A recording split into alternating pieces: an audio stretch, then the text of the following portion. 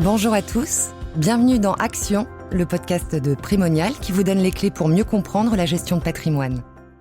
Dans cette rubrique, nous donnons la parole à nos auditeurs en répondant à leurs questions. Aujourd'hui, nous avons une question de Hugues de Paris qui souhaite savoir si le private equity est une classe intéressante pour diversifier son épargne. Pour répondre à cette question, nous accueillons Martin Alix, directeur du développement produit chez Primonial. Bienvenue. Bonjour. Avant toute chose, pouvez-vous dire à nos auditeurs ce qu'est le private equity ? Le private equity consiste à investir dans le capital de sociétés non cotées à différents stades de leur développement. Il s'oppose au public equity, qui désigne l'investissement dans des sociétés cotées en bourse. L'objectif du private equity est de développer la société afin de dégager une plus-value au moment de la cession, quelques années plus tard. On parle de private equity, mais il en existe en réalité différents types. Pouvez-vous nous les détailler ? Effectivement, le private equity permet d'accompagner des entreprises aux profils et aux besoins variés. On distingue 4 stratégies principales correspondant aux différentes étapes de développement d'une entreprise. Le premier est le capital risque. Ce terme désigne les investissements réalisés dans de jeunes entreprises en création, par exemple des startups innovantes. Sur ce segment, le risque et le potentiel de rendement sont importants. Le second est le capital développement. Cette appellation regroupe les opérations de renfort et d'expansion d'activité et s'adresse aux entreprises ayant passé le cap des premières années. Les fonds sont là pour permettre aux sociétés de franchir un palier en termes de croissance, de chiffre d'affaires et de rentabilité.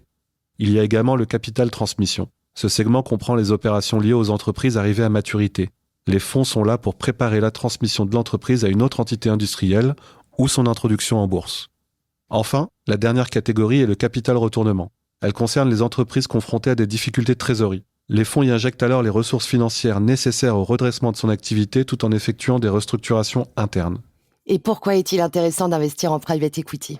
Cette classe d'actifs permet de diversifier son patrimoine et offre un potentiel de rendement intéressant. Cela est d'autant plus intéressant durant cette période inflationniste.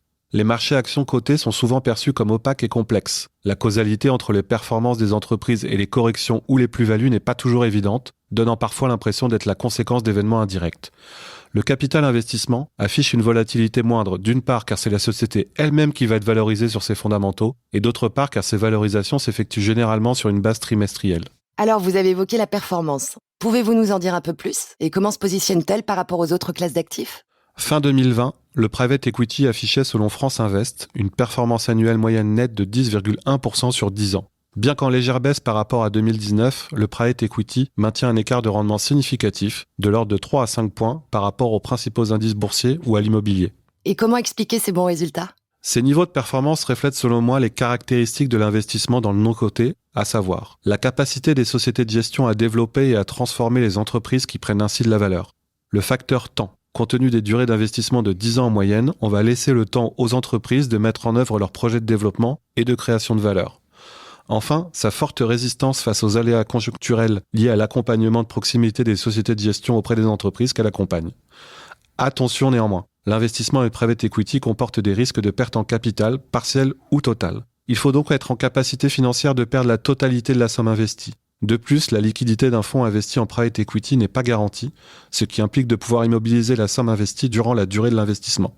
De ce fait, cet investissement doit être envisagé dans une optique de long terme. La durée recommandée est ainsi de 10 ans. Et pour les auditeurs qui seraient intéressés, comment peuvent-ils investir en private equity ?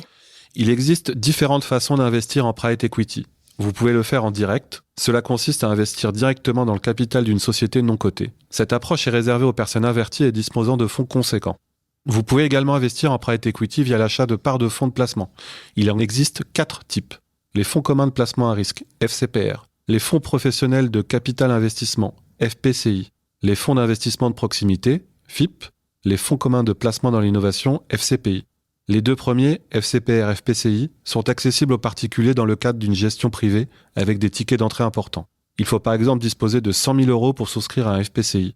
Les fonds d'investissement de proximité, FIP, et les fonds communs de placement dans l'innovation, FCPI, sont plus accessibles et offrent des avantages fiscaux.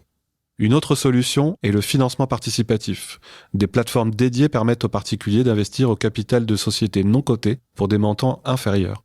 Le ticket d'entrée moyen est de 500 €. Enfin, vous pouvez investir en private equity via votre contrat d'assurance vie. Ce mode de détention, rendu possible depuis la loi Macron du 6 août 2015 et renforcé par la loi Pacte de 2019, a permis l'émergence de solutions innovantes, accessibles aux particuliers pour quelques milliers d'euros et dans le cadre fiscal avantageux de l'assurance vie. Alors comment choisir le mode de détention qui nous convient le mieux ? Il est important de noter que selon le mode de détention choisi, le couple rendement-risque, voire le triptyque rendement-risque-disponibilité du capital variera fortement. Il faut donc choisir celui qui correspond le mieux à vos besoins et vos objectifs patrimoniaux. Pour cela, 3 points sont à prendre en compte dans le fonds dans lequel vous allez investir. Sa maturité, son accessibilité et sa fiscalité. Et que conseillerez-vous pour le grand public ? Je pense que l'assurance vie reste une excellente solution pour faire son entrée sur la classe d'actifs. Vous bénéficiez d'une sélection de produits, souvent une liquidité des parts assurées par l'assureur et des avantages fiscaux et successoraux de l'assurance vie. En contrepartie, vous devrez vous acquitter des frais supplémentaires liés au contrat. Bien sûr, chaque cas est particulier.